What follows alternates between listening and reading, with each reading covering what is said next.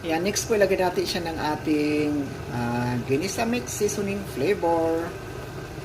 Yan.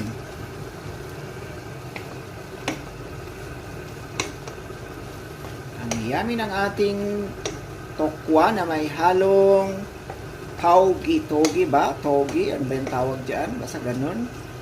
Togi. Yan.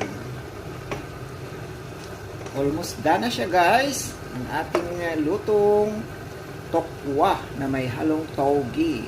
Tikman natin kung yummy na ba.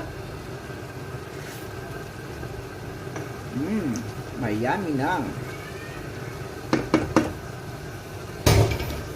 Ayan guys, almost done na po siya. Maraming salamat po sa inyo sa inyong pagpapanood. Dahil na po sa mga hindi po nag-escape ng aking mga isda dyan. God bless you all. Kain na po tayo ng ating dinner. Salamat po. Bye-bye. See you my next vlog.